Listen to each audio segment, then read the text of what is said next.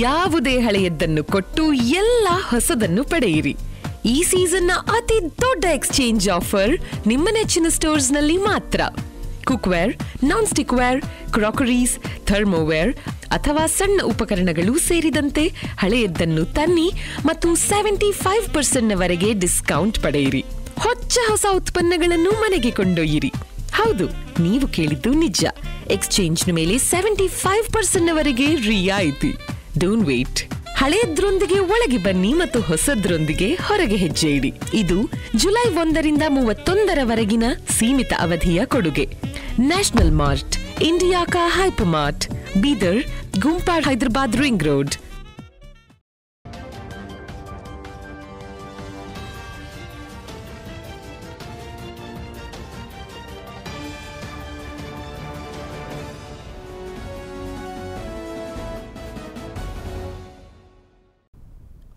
ಎಲ್ರಿಗೂ ನಮಸ್ಕಾರ. ನೀವು ನೋಡ್ತಾ ಇದ್ದೀರಾ ಸುದ್ದಿ ಸಮಯ ನ್ಯೂಸ್ ಚಾನಲ್. ಇದು ಲೋಕಲ್ ಎಕ್ಸ್ಪ್ರೆಸ್. ನಾನು ಮಹರ್ದೊಡ ಕುಳಿಗಿ.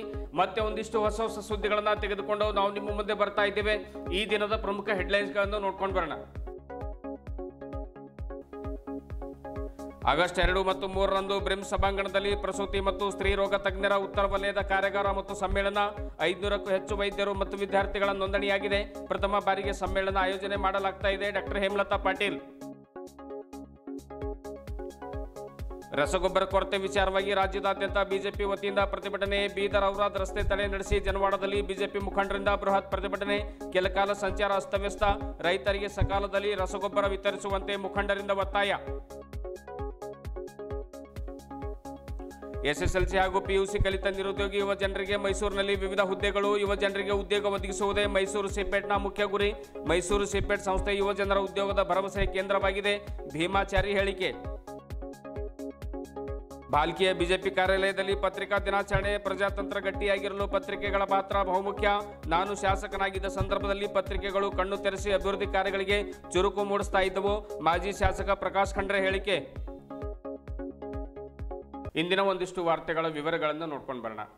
ಆಗಸ್ಟ್ 2 ಮತ್ತು 3ರಂದು ಬೀದರ್ನ ಬ್ರಿಮ್ಸ್ ಆಸ್ಪತ್ರೆ ಸಭಾಂಗಣದಲ್ಲಿ ಕರ್ನಾಟಕ ರಾಜ್ಯ ಪ್ರಸೂತಿ ಮತ್ತು ಸ್ತ್ರೀರೋಗ ತಜ್ಞರ ಉತ್ತರ ವಲಯದ ಕಾರ್ಯಾಗಾರ ಮತ್ತು ಸಮ್ಮೇಳನ ಆಯೋಜಿಸಲಾಗಿದೆ ಎಂದು ಖ್ಯಾತ ಸ್ತ್ರೀರೋಗ ತಜ್ಞರಾಗಿರುವಂತಹ ಡಾಕ್ಟರ್ ಹೇಮಲತಾ ಬಸವಕುಮಾರ್ ಪಾಟೀಲ್ ಅವರು ತಿಳಿಸಿದರು. ನಗರದ ಜಿಲ್ಲಾ ಪತ್ರಿಕಾ ಭವನದಲ್ಲಿ ಕರೆದ ಸುದ್ದಿಗೋಷ್ಠಿಯನ್ನು ಉದ್ದೇಶಿಸಿ ಮಾತನಾಡಿರುವಂತಹ ಅವರು, ಈ ಸಮ್ಮೇಳನವನ್ನು ಪ್ರಸೂತಿ ಮತ್ತು ಸ್ತ್ರೀರೋಗ ತಜ್ಞರ ಸಂಘ ಹಾಗೂ ಬೀದರ್ ವೈದ್ಯಕೀಯ ವಿಜ್ಞಾನಗಳ ಸಂಸ್ಥೆ ಬೀದರ್ ವತಿಯಿಂದ ಆಯೋಜಿಸಲಾಗಿದೆ. ಇದರಲ್ಲಿ ಕಲ್ಯಾಣ ಕರ್ನಾಟಕ ಸೇರಿದಂತೆ ಅನ್ಯ ರಾಜ್ಯಗಳಿಂದಲೂ ಕೂಡ ಸುಮಾರು 500ಕ್ಕೂ ಹೆಚ್ಚು ವೈದ್ಯರು ಹಾಗೂ ವೈದ್ಯ ವಿದ್ಯಾರ್ಥಿಗಳು ನೋಂದಣಿಯನ್ನ ಮಾಡಿಸಿಕೊಂಡು ಪಾಲ್ಗೊಳ್ತಾ ಇದ್ದಾರೆ. ಪ್ರಮುಖವಾಗಿ ರಾಯಚೂರಿನ ಡಾಕ್ಟರ್ ಜಯಪ್ರಕಾಶ್ ಪಾಟೀಲ್ ಅವರು ಸಂಪನ್ಮೂಲ ವ್ಯಕ್ತಿಗಳಾಗಿ ಆಗಮಿಸಿ ನೇರ ಪ್ರಸಾರದ ಮುಖಾಂತರವಾಗಿ ಸುರಕ್ಷಿತ ತಾಯಿ ಮಗನ ಆರೋಗ್ಯ ಕುರಿತು ಉಪನ್ಯಾಸವನ್ನು ನೀಡಲಿದ್ದಾರೆ ಎಂದು ಡಾಕ್ಟರ್ ಹೇಮಲತಾ ಪಾಟೀಲ್ ಅವರು ಕಾರ್ಯಕ್ರಮದ ಕುರಿತು ಸಮಗ್ರ ಮಾಹಿತಿಯನ್ನು ನೀಡಿದರು. ಲ್ಯಾಪ್ರೋಸ್ಕೋಪಿ ಶಸ್ತ್ರಚಿಕಿತ್ಸೆ ಹೊಸ ವಿಧಾನವಾಗಿದ್ದು ಅಧಿಕ ರಕ್ತಸ್ರಾವ, ತಾಯಿಯ ಪ್ರಾಣ ಮತ್ತು ಮಗುವಿನ ಪ್ರಾಣ ಉಳಿಸುವ ನಿಟ್ಟಿನಲ್ಲಿ ಶಸ್ತ್ರಚಿಕಿತ್ಸೆ ಹೇಗೆ ಮಾಡಬೇಕೆಂಬ ಕುರಿತು ಸಮ್ಮೇಳನದಲ್ಲಿ ಚರ್ಚೆಯಾಗಲಿದೆ ಎಂದು ಹೇಳಿದರು. ಇನ್ನೋರ್ವ ಸ್ತ್ರೀರೋಗ ತಜ್ಞೆ ಡಾಕ್ಟರ್ ಎಸಿ ಲಲಿತಮ್ಮ ಮಾತನಾಡಿ, ಇದು ಬೀದರ್ ಜಿಲ್ಲೆಯಲ್ಲಿ ನಡೀತಾ ಇರುವಂತಹ ಪ್ರಪ್ರಥಮ ಸಮ್ಮೇಳನವಾಗಿದ್ದು ತಾಯಿ ಮತ್ತು ಮಗನ ಮರಣ ಪ್ರಮಾಣ ಕಡಿಮೆ ಮಾಡಬೇಕೆಂಬ ಉದ್ದೇಶದಿಂದ ಮಗು ಜೀವಂತವಾಗಿ ತಾಯಿಯ ಗರ್ಭದಿಂದ ಬರಬೇಕೆಂಬುದು ಸಮ್ಮೇಳನದ ಉದ್ದೇಶವಾಗಿದೆ. ಇದರಲ್ಲಿ ಪೇಪರ್ ಪ್ರೆಸೆಂಟೇಷನ್ ಮತ್ತು ಹಲವು ವಿದ್ಯಾರ್ಥಿಗಳು ಫೆಲೋಶಿಪ್ ಮಾಡಿ ಕೂಡ ಬರ್ತಾ ಇದ್ದಾರೆ. ಇಂತಹ ಉತ್ತಮ ಅವಕಾಶವನ್ನ ವೈದ್ಯ ವಿದ್ಯಾರ್ಥಿಗಳು ಮತ್ತು ವೈದ್ಯರು ಸದುಪಯೋಗ ಪಡೆದುಕೊಳ್ಳಬೇಕೆಂದು ತಿಳಿಸಿದರು. ಪ್ರಸೂತಿ ಮತ್ತು ಸ್ತ್ರೀರೋಗ ತಜ್ಞ ಸಂಘದ ಕಾರ್ಯದರ್ಶಿಗಳಾಗಿರುವಂತಹ ಡಾಕ್ಟರ್ ಸವಿತಾ ಬಿಡಿಗೇರ್ ಮಾತನಾಡಿ, ಈ ಸಮ್ಮೇಳನವನ್ನ ವೈದ್ಯಕೀಯ ಸಚಿವ ಡಾಕ್ಟರ್ ಶರಣಪ್ರಕಾಶ್ ಪಾಟೀಲ್ ಉದ್ಘಾಟನೆ ಮಾಡ್ತಾ ಇದ್ದಾರೆ. ಮುಖ್ಯ ಅತಿಥಿಗಳಾಗಿ ಜಿಲ್ಲಾ ಉಸ್ತುವಾರಿ ಸಚಿವ ಈಶ್ವರ್ ಖಂಡ್ರೆ, ಪೌರಾಡಳಿತ ಮತ್ತು ಹಜ್ ಸಚಿವ ರಹೀಂ ಖಾನ್, ಲೋಕಸಭಾ ಸದಸ್ಯರಾಗಿರುವಂತಹ ಸಾಗರ್ ಖಂಡ್ರೆ ಸೇರಿದಂತೆ ಹಲವರು ಆಗಮಿಸ್ತಾ ಇದ್ದು, ಕರ್ನಾಟಕ ರಾಜ್ಯ ಪ್ರಸೂತಿ ಮತ್ತು ಸ್ತ್ರೀರೋಗ ತಜ್ಞ ಸಂಘದ ರಾಜ್ಯ ಪದಾಧಿಕಾರಿಗಳು, ಪೋಷಕರು, ಮಹಾಪೋಷಕರು ಕೂಡ ಈ ಒಂದು ಕಾರ್ಯಕ್ರಮದಲ್ಲಿ ಎಲ್ಲ ಪದಾಧಿಕಾರಿಗಳು ಪಾಲ್ಗೊಳ್ತಾ ಇದ್ದಾರೆ. ಅಧ್ಯಕ್ಷತೆಯನ್ನ ಸಂಘದ ಜಿಲ್ಲಾಧ್ಯಕ್ಷೆ ಡಾಕ್ಟರ್ ಉಮಾ ದೇಶಮುಖ್ ವಹಿಸಲಿದ್ದು ಸಂಘದ ಎಲ್ಲ ಪದಾಧಿಕಾರಿಗಳು ಪಾಲ್ಗೊಳ್ತಾ ಇದ್ದಾರೆ ಎಂದು ಹೇಳಿದರು. ಇದೇ ವೇಳೆ ಡಾಕ್ಟರ್ ಶಾರದಾ ಗುದ್ಗೆ ಅವರು ಪತ್ರಿಕಾಗೋಷ್ಠಿಯಲ್ಲಿ ಪಾಲ್ಗೊಂಡು ಅವರು ಕೂಡ ತಮ್ಮ ಒಂದೆರಡು ವಿಚಾರಗಳನ್ನು ವ್ಯಕ್ತಪಡಿಸಿದರು.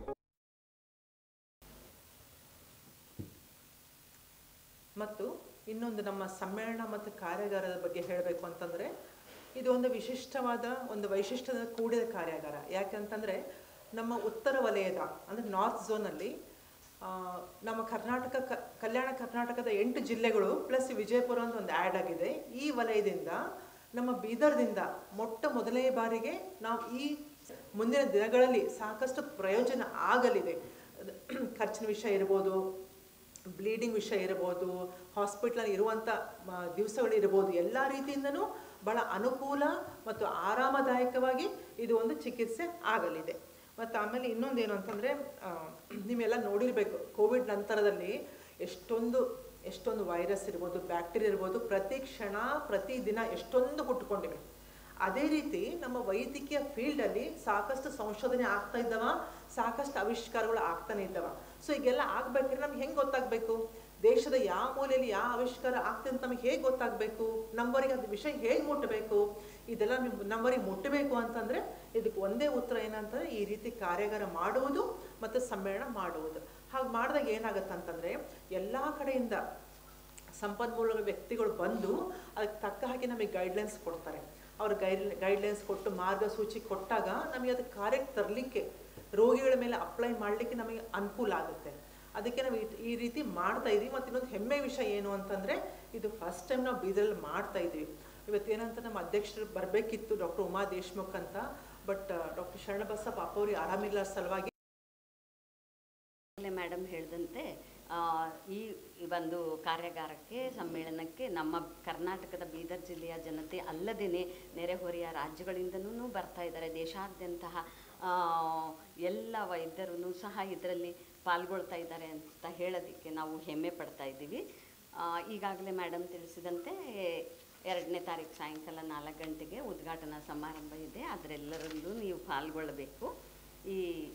ಆದ್ದರಿಂದ ಈ ಎಲ್ಲ ಮಾಧ್ಯಮ ವರ್ಗದವರಿಗೆ, ವಾಹಿನಿಯವರಿಗೆ, ದೂರದರ್ಶನದವರಿಗೆ, ಪತ್ರಕರ್ತರಿಗೆ, ಪತ್ರಿಕೆಯ ವರದಿಗಾರರಿಗೆ ತಮ್ಮೆಲ್ಲರಿಗೂ ಸಹ ತಾವೆಲ್ಲರೂ ಈ ಸಮಾರಂಭದಲ್ಲಿ ಅಂದರೆ ತಮ್ಮೆಲ್ಲರ ಪಾತ್ರ ಬಹಳ ಮುಖ್ಯ ಆಗಿದೆ. ಸೊ ವಿವಿಧ ಕ್ಷೇತ್ರಗಳು ಒಟ್ಟುಗೂಡಿದರೆ ಮಾತ್ರ ಅಭಿವೃದ್ಧಿ, ಗುರಿ ಸಾಧನೆ ಇವೆಲ್ಲವೂ ಸಾಧ್ಯ ಅಂತ ಹೇಳ್ತಾ ತಮ್ಮೆಲ್ಲರಿಗೂ ಮತ್ತೊಮ್ಮೆ ನಮ್ಮ ಅನಂತ ವಂದನೆಗಳು. ಆಗಬೇಕು.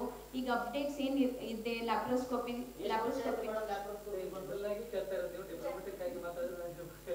10-15 ಇಯರ್ಸ್ ಇರ್ತದೆ. ಲ್ಯಾಪ್ರೋಸ್ಕೋಪಿ ಮೋಸ್ಟ್ ಆಗಿ ಜಾಸ್ತಿ ಇದೆ. ಬಟ್ ಬೀದರ್ದಾಗೆ ಈಗ ಜನ ಫೆಲೋಶಿಪ್ ಮಾಡಿ ಬಂದರೆ ಭಾಳ ಜನ ಡಾಕ್ಟರ್. ಅದ್ರ ಸಲುವಾಗಿ ನಾವು ಅಪ್ಡೇಟ್ಸ್ ಏನಿದೆ, laparoscopy role in infertility in laparoscopy ಇದು ಎಲ್ಲ ಪ್ರಚಾರ ಆಗ್ಬೇಕು, ಅಪ್ಡೇಟ್ ಆಗ್ಬೇಕು. ಇದು ಎಲ್ಲ ವ್ಯವಸ್ಥೆ ನಮ್ಮ ಬೀದರ್ದಾಗೆ ಇದೆ ಅಂತ ಇದು ಅಪ್ಡೇಟ್ ಆಗ್ಬೇಕು ನಮ್ಮ ಜನಗಳಿಗೆ. ಅದು ಸಲುವಾಗಿ ಇದು ನಾವು ಕಾನ್ಫರೆನ್ಸ್ ಉದ್ದೇಶ ಇದೆ. ನಾವು ಇದ್ರ ಮೇಲೆ ಫೋಕಸ್ ಮಾಡಿದ್ವಿ.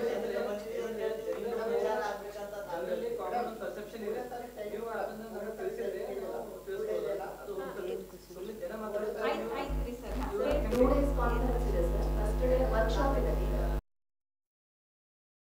ರಾಜ್ಯದಾದ್ಯಂತ ರಸಗೊಬ್ಬರ ಕೊರತೆ ವಿಚಾರವಾಗಿ ಬಿಜೆಪಿ ಪ್ರತಿಭಟನೆ ನಡೆಸ್ತಾ ಇದೆ. ಬೀದರ್ ಜಿಲ್ಲೆಯಾದ್ಯಂತ ಬಿಜೆಪಿ ಮುಖಂಡರಿಂದ ಪ್ರತಿಭಟನೆ ನಡೆದಿದೆ. ಬೀದರ್, ಔರಾದ್, ಬಸವಕಲ್ಯಾಣ, ಭಾಲ್ಕಿ, ಹುಮ್ನಾಬಾದ್ ಸೇರಿದಂತೆ ಎಲ್ಲ ತಾಲೂಕುಗಳಲ್ಲಿಯೂ ಕೂಡ ಪ್ರತಿಭಟನೆ ನಡೆದಿದೆ. ರಾಜ್ಯ ಸರ್ಕಾರ ರಸಗೊಬ್ಬರವನ್ನು ರೈತರಿಗೆ ಸಮರ್ಪಕವಾಗಿ ವಿತರಣೆ ಮಾಡ್ತಾ ಇಲ್ಲ, ಬದಲಾಗಿ ಕಾಳಸಂತೆಯಲ್ಲಿ ಮಾರಾಟ ಮಾಡಿಕೊಡ್ತಾ ಇದೆ ಎಂಬುದು ಬಿಜೆಪಿ ಮಾಡುವಂತಹ ಗಂಭೀರ ಆರೋಪ. ರಸ್ತೆ ತಡೆ ನಡೆಸಿ ರಾಜ್ಯ ಸರ್ಕಾರದ ವಿರುದ್ಧ ಆಕ್ರೋಶವನ್ನು ವ್ಯಕ್ತಪಡಿಸಿದ್ದಾರೆ. ಬೀದರ್ ಔರಾದ್ ಮುಖ್ಯ ರಸ್ತೆ ತಡೆದು ಹೋರಾಟವನ್ನು ಬಿಜೆಪಿ ಮಾಡಿದೆ. ಜನವಾಡ ಗ್ರಾಮದಲ್ಲಿರುವಂತಹ ಬೀದರ್ ಔರಾದ್ ಮುಖ್ಯ ರಸ್ತೆ ತಡೆ ಮಾಡಿ ಹೋರಾಟವನ್ನ ಮಾಡಿದ್ದಾರೆ. ಬಿಜೆಪಿ ಮುಖಂಡ ಈಶ್ವರ್ ಸಿಂಗ್ ಠಾಕೂರ್ ನೇತೃತ್ವದಲ್ಲಿ ಒಂದು ಪ್ರತಿಭಟನೆ ನಡೆದಿದೆ. ರಾಜ್ಯ ಸರ್ಕಾರದ ವಿರುದ್ಧ ಧಿಕ್ಕಾರ ಕೂಗಿ ಆಕ್ರೋಶವನ್ನು ಕೂಡ ಹೊರಹಾಕಿದ್ದಾರೆ. ರೈತರಿಗೆ ಸಕಾಲದಲ್ಲಿ ಸಮರ್ಪಕ ರಸಗೊಬ್ಬರವನ್ನು ಪೂರೈಸುವಂತೆ ಒತ್ತಾಯ ಕೂಡ ಮಾಡಿದ್ದಾರೆ. ರಸ್ತೆ ತಡೆಯಿಂದ ಸಾಲುಗಟ್ಟಿ ನಿಂತ ನೂರಾರು ವಾಹನಗಳು ಅರ್ಧ ಗಂಟೆಗೂ ಕೂಡ ಹೆಚ್ಚು ಕಾಲ ಒಂದು ವಾಹನಗಳ ಸಂಚಾರ ಸ್ಥಗಿತಗೊಂಡಿದೆ. ಅದೇ ರೀತಿಯಾಗಿ ಬೀದರ್ನ ಅಂಬೇಡ್ಕರ್ ವೃತ್ತದಲ್ಲಿಯೂ ಕೂಡ ಬಿಜೆಪಿಯ ಜಿಲ್ಲಾಧ್ಯಕ್ಷರಾಗಿರ್ತಕ್ಕಂಥ ಸೋಮನಾಥ್ ಪಾಟೀಲ್ ಹುಡುಗಿಯವರ ಒಂದು ನೇತೃತ್ವದಲ್ಲಿ ಒಂದು ಅಂಬೇಡ್ಕರ್ ವೃತ್ತಕ್ಕೆ ಸುತ್ತುವರೆದು ಒಂದು ಬೃಹತ್ ಪ್ರತಿಭಟನೆ ಮತ್ತು ರಾಜ್ಯ ಸರ್ಕಾರದ ವಿರುದ್ಧ ಜಯಘೋಷಗಳನ್ನು ಕೂಗುತ್ತಾ ಪ್ರತಿಭಟನೆ ಕೂಡ ನಡೆಸಿದ್ದಾರೆ.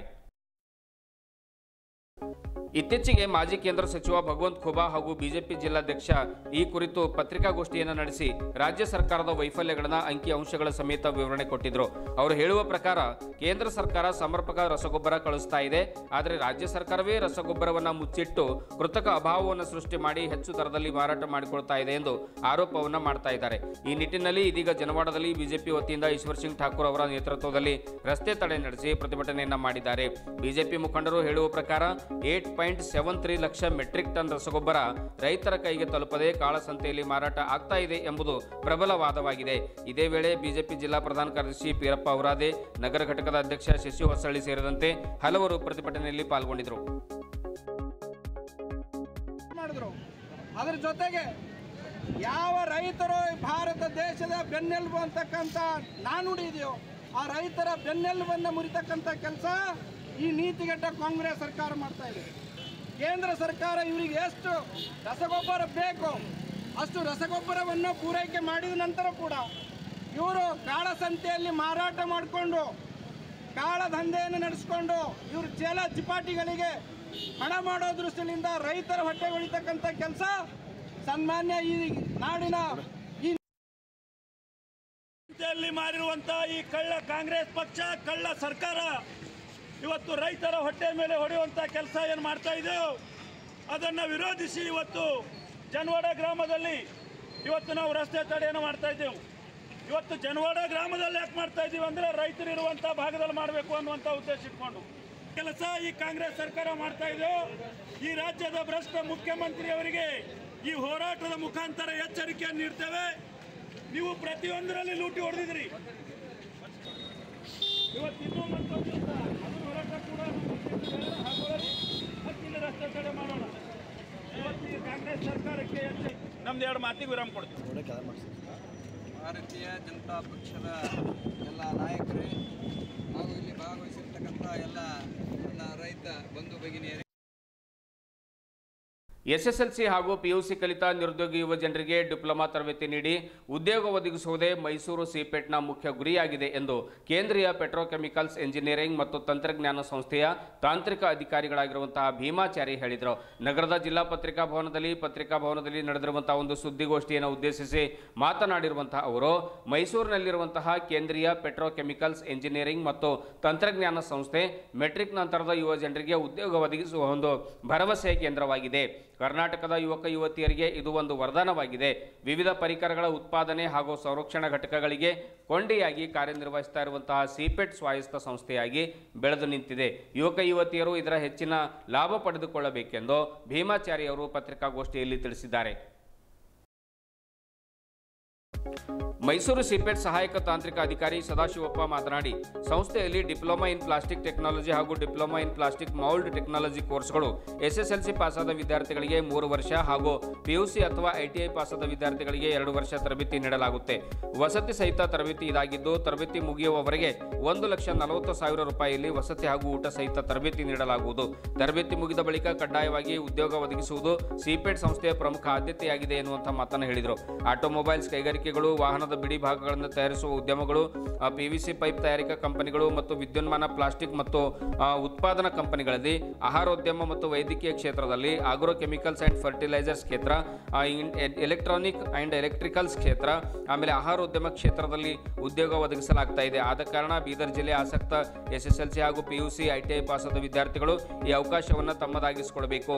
ಹೆಚ್ಚಿನ ಮಾಹಿತಿಗಾಗಿ 9663613275 9483431968 0821251632 ಈ ದೂರವಾಣಿಗಳನ್ನು ಸಂಪರ್ಕಿಸಬಹುದು ಎನ್ನುವಂಥ ಮಾತನ್ನ ಸದಾಶಿವಪ್ಪ ಅವರು ಹೇಳ್ತಾರೆ.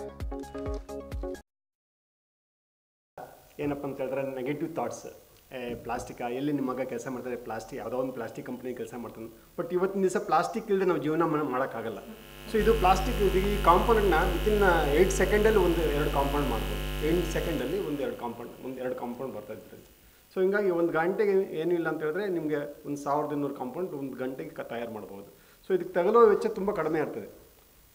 ಮ್ಯಾಕ್ಸಿಮಮ್ ಏನು ₹1 20 ಪೈಸೆ 25 ಪೈಸೆ ಆ ಥರ ಬಿಡ್ಬೋದು. ಬಟ್ ಅವಾಗ ಏನಪ್ಪ ಅಂದರೆ ಬೇರೆಯವರೇ ಜಾಸ್ತಿ ಇದನ್ನು ಯೂಸ್ ಮಾಡ್ತಾರೆ. ಯಾಕಂದರೆ ರೋಟೇಷನ್ ಮೋಲ್ಡಿಂಗ್ ಅಂತ ಕರಿತೀವಿ. ಅಂದರೆ ಸಿಂಟೆಕ್ ಟ್ಯಾಂಕ್, ವಾಟರ್ ಟ್ಯಾಂಕ್ ಹೆಂಗೆ ತಯಾರು ಮಾಡೋದು, ಅದಕ್ಕೆ ಎಷ್ಟು ಪ್ರಾಫಿಟ್ ಬರ್ತದೆ, ಎಷ್ಟು ಮೆಟೀರಿಯಲ್ ಎಕ್ಸ್ಪೆಂಡಿಚರ್ ಆಗ್ತದೆ, ಎಷ್ಟು ಗ್ಯಾಸ್ ಕನ್ಸ್ಯೂಮ್ಷನ್ ಆಗ್ತದೆ. ಸೊ ಅದು ಮೈಸೂರು ಸ್ಪೆಷಲಿ ಇಂಜಿನಿಯರಿಂಗ್ ಪ್ಲಾಸ್ಟಿಕ್ ಅಂತೇಳಿ ಪ್ರಿಪೇರ್ ಮಾಡಿದ್ದಾರೆ. ನಮ್ಮದು ಇದಕ್ಕೆ ಸಂಬಂಧಪಟ್ಟು ನೀವೇನಾದ್ರು ಪ್ರಶ್ನೆ ಕೇಳಿದ್ರೆ ನಾವು ಕ್ಲಿಯರ್ ಮಾಡ್ತೇವೆ. ಉದ್ಯೋಗ ಅವಕಾಶ ಬಗ್ಗೆ ಕ್ವಶನ್ ಇಲ್ಲ ಸರ್. ಎಷ್ಟು ಜನ ಬಂದರೂ ಅಷ್ಟು ಜನ ಮ್ಯಾನ್ ಪವರ್ ರಿಕ್ವೈರ್ಮೆಂಟ್ ಇದೆ. ಫಸ್ಟ್ ನಾವು ಪ್ರಿಪೇರ್ ಮಾಡೋದು ಕರ್ನಾಟಕ ಸರ್. ಇಲ್ಲ ನಾವು ಬೇಡ, ನಾವು ಪುನಃ ಹೋಗ್ತಾರೆ. ಹೈದ್ರಾಬಾದ್ ಹೋಗ್ತಾರೆ, ಇಲ್ಲಿ ನಿಮ್ಮಲ್ಲಿ ಮಹೇಂದ್ರ ಆ್ಯಂಡ್ ಮಹೇಂದ್ರ ಒಂದು ಕಂಪ್ನಿ ಇರಬೇಕಂದ್ರೆ ಇಲ್ಲಿ ಜೈರಾಬಾದ್ ಅಲ್ಲಿ ತುಂಬ ಪ್ಲೇಸ್ಮೆಂಟ್ ಆಗಿದ್ದಾವೆ. ಮೊದಲು 6 ತಿಂಗಳು ಟ್ರೈನಿಂಗ್ ಮೈಸೂರು ಬರ್ತಿದ್ರು, ಆ ಹುಡುಗರು ಇಲ್ಲೇ ಪ್ರಿಪೇರ್ ಮಾಡ್ತಿದ್ರು ಮಹೇಂದ್ರ ಆ್ಯಂಡ್ ಮಹೇಂದ್ರಕ್ಕೆ. ನಾವು ಡೈರೆಕ್ಟ್ ಅವ್ರು ಅದಕ್ಕೆ ಒಂದು ಡಿಪಾರ್ಟ್ಮೆಂಟ್ ಇದೆ, ಪ್ಲೇಸ್ಮೆಂಟ್ಸ್ ಎಲ್ಲ ಡೈರೆಕ್ಟ್ ಅಪ್ರೋಚ್ ಮಾಡ್ತಾರೆ. ನಮ್ಮಲ್ಲಿ ಸ್ಟೂಡೆಂಟ್ ಕ್ಯಾಂಡಿಡೇಟ್ ಇದ್ದಾರೆ, ಅವ್ರಿಗೆ ಕೇಳ್ತಾರೆ ಮ್ಯಾನ್ ಪವರ್ ರಿಕ್ವೈರ್ಮೆಂಟ್ ಇದೆ ನಿಮಗೆ, ಅವ್ರು ಎಷ್ಟು ಬೇಕು, ಇಷ್ಟು ಜನ ಬೇಕು, ರೆಡಿ ಇದ್ದಾರೆ, ಬಂದು ಇಂಟರ್ವ್ಯೂ ಮಾಡ್ತೀರಾ ಅಥವಾ ಹುಡುಗರು ಅಲ್ಲಿ ಕಳಿಸ್ಬೇಕು ಅಂತ ಅದು ಅವ್ರು ಕಮ್ಯುನಿಕೇಷನ್ ಮಾಡ್ಕೊಳ್ತಾರೆ ರೈಟಿಂಗಲ್ಲಿ. ಅವರೇ ಬಂದು ಅವರೇ ಮಾಡ್ತಾರೆ, ಇಲ್ಲ ಹುಡುಗರು ಕಳಿಸ್ಕೊಟ್ಟಿರ್ತಾರೆ. ತುಂಬ ಹಳೆ ಹುಡುಗರು ಇದ್ದಾರೆ, ಬಟ್ ಅವ್ರು ಎಲ್ಲಿ ಕೆಲಸ ಮಾಡ್ತಾರೆ ನನಗೆ ಗೊತ್ತಿಲ್ಲ. ಕರೋನಾ ಆದಾಗಿಂದ ಯಾರು ಬರ್ತಾ ಇಲ್ಲ ಸ್ವಲ್ಪ ಈ ಕಡೆ.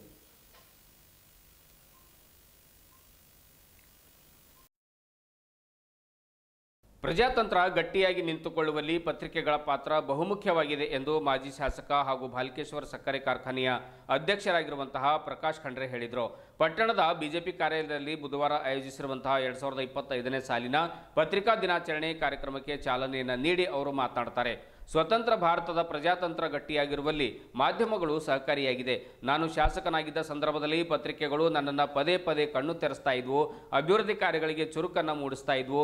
ಪತ್ರಿಕೆಗಳು ಬರೆದ ವರದಿಗಳನ್ನು ನೋಡಿಯೇ ನಾನು ಕ್ಷೇತ್ರದ ಅಭಿವೃದ್ಧಿ ಕಾರ್ಯಗಳನ್ನು ಬೆಳವಣಿಗೆಗೆ ಒಂದು ಸಹಕರಿಸಿದ್ದೆ ಎನ್ನುವಂಥ ಮಾತನ್ನು ಕೂಡ ಅವರು ಹೇಳ್ತಾರೆ. ಕ್ಷೇತ್ರದ ಕಬ್ಬು ಬೆಳೆದ ರೈತರು ಸಂಕಷ್ಟದಲ್ಲಿರುವಂಥ ಸಂದರ್ಭದಲ್ಲಿ ಪತ್ರಿಕೆಗಳ ವರದಿಯಿಂದಲೇ ಕ್ಷೇತ್ರದಲ್ಲಿ 2 ಕಬ್ಬಿನ ಕಾರ್ಖಾನೆಗಳು ಹುಟ್ಟಲು ಕಾರಣವಾಯಿತು ಎನ್ನುವಂಥ ಹಿಂದಿನ ಒಂದಿಷ್ಟು ನೆನಪುಗಳನ್ನು ಕೂಡ ಅವರು ಮೆಲ್ಕಾಡಿಸಿದರು. ಬಿಜೆಪಿ ಜಿಲ್ಲಾಧ್ಯಕ್ಷ ಸೋಮನಾಥ್ ಪಾಟೀಲ್, ಬಿಜೆಪಿ ಮಾಜಿ ಜಿಲ್ಲಾಧ್ಯಕ್ಷ ಶಿವರಾಜ್ ಗಂದ್ಗೆ, ಬಿಜೆಪಿ ತಾಲೂಕಾ ಅಧ್ಯಕ್ಷೆ ವೀರಣ್ಣ ಕಾರ್ಬಾರಿ, ವೆಂಕಟರಾವ್ ಬಿರಾದಾರ್, ಪಂಡಿತ್ ಶಿರೋಳೆ ಪತ್ರಕರ್ತರ ಕಾರ್ಯದ ಬಗ್ಗೆ ಮಾತನಾಡಿ ಮೆಚ್ಚುಗೆಯನ್ನು ವ್ಯಕ್ತಪಡಿಸಿದರು. ಕಾರ್ಯಕ್ರಮದಲ್ಲಿ ಬಿಜೆಪಿ ಪ್ರಮುಖ ಚನ್ನಬಸವಣ್ಣ ಬಳತೆ, ಪತ್ರಕರ್ತರ ಸಂಘದ ಅಧ್ಯಕ್ಷ ಜಯರಾಜ್ ದಾಬಶೆಟ್ಟಿ, ಕಾರ್ಯದರ್ಶಿ ಗಣಪತಿ ಬೋಚ್ರೆ, ಅಶೋಕ್ ರಾಜೋಳೆ, ಕೆಡಿ ಗಣೇಶ್, ಜೈ ಭೀಮ್, ದಿಗಂಬರರಾವ್ ಮಾನ್ಕಾರಿ, ಬಾಬುರಾವ್ ಧೋಪೆ, ಸೂರಜ್ ಸಿಂಗ್ ರಾಜ್ಪೂತ್, ಸುರೇಶ್ ಹೋಬಳಿಕರ್, ಲುಂಬಿಣಿ ಗೌತಮ್, ಪಂಡರಿ ಮೇತ್ರೆ, ಡಾಕ್ಟರ್ ಜಗದೀಶ್ ಭೂರೆ ಉಪಸ್ಥಿತರಿದ್ದರು. ವೀರಣ್ಣ ಕಾರ್ಬಾರಿ ಅವರು ಪ್ರಾಸ್ತಾವಿಕವಾಗಿ ಮಾತನಾಡುತ್ತಾರೆ. ಪಂಡರಿ ಮೇತ್ರೆ, ಸುರೇಶ್ ಕಾಣಿಕರ್ ಸೇರಿದಂತೆ ಇನ್ನೂ ಅನೇಕ ಜನ ಪತ್ರಕರ್ತರು ಈ ಒಂದು ಪತ್ರಿಕಾ ದಿನಾಚರಣೆಯಲ್ಲಿ ಪಾಲ್ಗೊಂಡಿದ್ದರು. ಅದರ ಕಾಂಗ್ರೆಸ್ ಸೆಂಟರ್ ಪಾಯಿಂಟ್ ಭಾಲ್ಕಿ ಆಗ್ತಾ ಇದೆ. ಕಾಂಗ್ರೆಸ್ ಪವರ್ ಪಾಯಿಂಟ್ ಏನದ ಅರ್ಥಕೂಟ್ ಹೆಂಗ್ ಸೆಂಟರ್ ಪಾಯಿಂಟ್ ಇರ್ತದ, ಹಂಗ ಕಾಂಗ್ರೆಸ್ ಪೂರ ಏನದ ಮಜಬೂತ್ ಏನದ ಭಾಲ್ಕಿ ಆಗಲತ್ತದ. ಇದಕ್ಕೆ ನಾವೆಲ್ಲರೂ ಹೆಚ್ಚಿನ ಶ್ರಮ ಪಡಬೇಕಾಗಿದೆ, ಅದಕ್ಕೆ ವಿರೋಧ ಮಾಡಿಸಬೇಕ. ಹಾಗಾಗಿ ಇವತ್ತು ನಾವು ಪತ್ರಕರ್ತರ ಬಹಳ ದೊಡ್ಡ ನಮಗೇನೋ ಸಹಕಾರ ಇದೆ. ಕಾರ್ಯಕರ್ತರು ಇದ್ದಾರೆ, ವೋಟರ್ಸ್ ಇದ್ದಾರೆ, ಹಿತೈಷಿಗಳಿದ್ದಾರೆ. ಇದಕ್ಕೆಲ್ಲ ಏನದ ಏನ್ ಬೇಕು ಅಂದ್ರ ಇವತ್ತ ಪತ್ರಿಕೆಯವರದ್ದು ಸಹಕಾರ ಬಹಳ ದೊಡ್ಡದಿದೆ. ಭಾರತದಲ್ಲಿ ಪ್ರಜಾತಂತ್ರ ವ್ಯವಸ್ಥೆ ನಿಮ್ಮೂರಿಗೆ ರೋಡ್ ಮಾಡ್ಬೇಕು, ನಂಗೆ ಮಾರ್ಗದರ್ಶನ ಮಾಡ್ಬೇಕು. ಪತ್ರಿಕೆಯವರು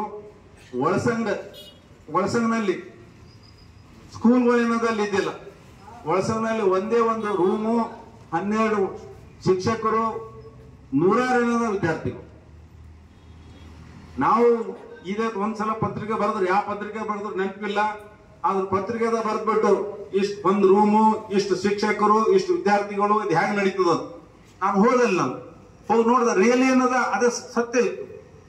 ಇವೆಲ್ಲ ಏನದ ಇಂಥ ಏನ್ ಯಾವ್ದು ಕ್ರಾಂತಿ ಆಗ್ಬೇಕಾದ್ರ, ಅಗಲಾರ ಕೆಲಸ ಆಗ್ಬೇಕಾದ್ರ ಅವತ್ತೂ ಪತ್ರಿಕೆಯವರು, ಎಲೆಕ್ಟ್ರಾನಿಕ್ ಮೀಡಿಯಾದವರು, ಇವತ್ತೂ ಏನದ ಪತ್ರಿಕೆಯವರು, ಎಲೆಕ್ಟ್ರಾನಿಕ್ ಮೀಡಿಯಾದವರು ಬಹಳಷ್ಟು ಶ್ರಮ ನಿಮ್ದಿದೆ. ಭಾಲ್ಕಿನಲ್ಲಿ ನೀರಿನ ಯೋಜನೆ, ಭಾಲ್ಕಿ ನಮ್ದೆಲ್ಲ ಗಂಗೆಯವರು ನಮ್ಮ ಕಾರ್ಬೂರೆಲ್ಲ ಹೇಳಲ್ಲ, ಭಾಲ್ಕಿ ಯಾವುದು ಏನದ ಅಭಿವೃದ್ಧಿ ಆಗ್ತಾ ಇತ್ತು, ಆಗಿತ್ತು. ಅದಕ್ಕೆಲ್ಲ ಪತ್ರಿಕೆಯವರು ಬಹಳ ದೊಡ್ಡ ಮಾರ್ಗದರ್ಶನ ಕೊಟ್ಟಿದ್ದಾರೆ. ಒಂದು ಸ್ತಂಭದ ಬಗ್ಗೆ ನಾನು ನಿಮಗೆ ಹೇಳಿದೆ, ಅಪಾರವಾದ ಗೌರವ ಪತ್ರಕರ್ತರ ಬಗ್ಗೆ ಇದೆ.